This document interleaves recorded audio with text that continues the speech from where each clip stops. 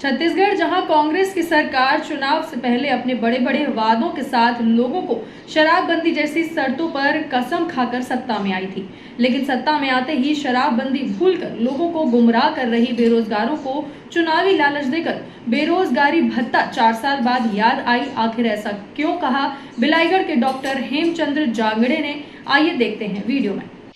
नमस्कार। आज छत्तीसगढ़ प्रदेश में ठग लोगों की सरकार काम कर रही है। यह सरकार जिस प्रकार से छत्तीसगढ़ की जनता को हर मोर्चों पर ठगने का कार्य किया है वह बेहद निंदनीय है। जब से छत्तीसगढ़ प्रदेश में भूपेश बघेल की कांग्रेस पार्टी की सरकार आई है, इसने गांव, शहर, कस्बों, हर जाति, हर वर्ग के लोगों को ठगने का काम किया है।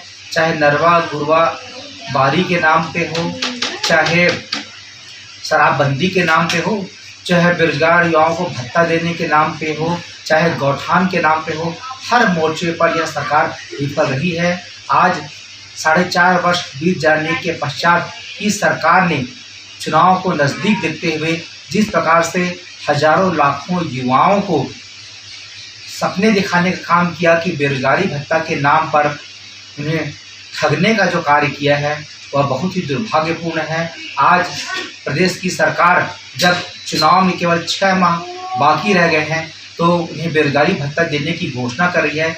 4.5 वर्षों तक यह सरकार कहाँ थी?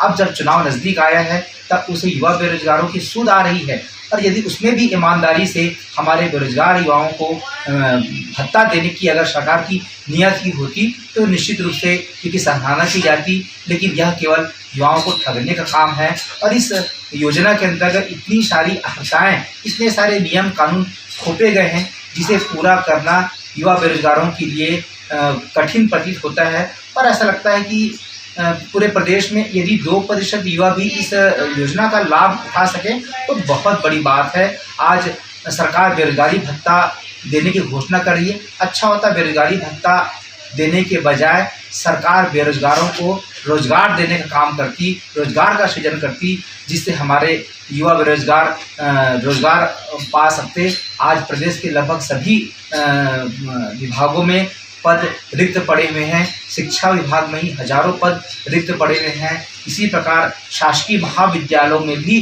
शिक्षा का बुरा हाल है। यदि इन सभी विभागों में सरकार ईमानदारी से इन सभी पदों को भरे तो निश्चित रूप से हमारे बहुत सारे युवाओं को रोजगार मिल सकेगा। सरकार ने शराबबंदी की घोषणा की थी। आज 4.5 वर्ष बीत जाने के पश्चात भी सरकार अपने इस वादे से मुकर रही है। ऊपर से गांव-गांव में आज जिस प्रकार से कच्ची शराबें बन रही है, गांव-गांव में इसके नाम से आज रोज झगड़े हो रहे हैं। युवा जिस प्रकार से आज शराब के नशे में धुत होकर अपना जीवन बर्बाद कर रहे हैं।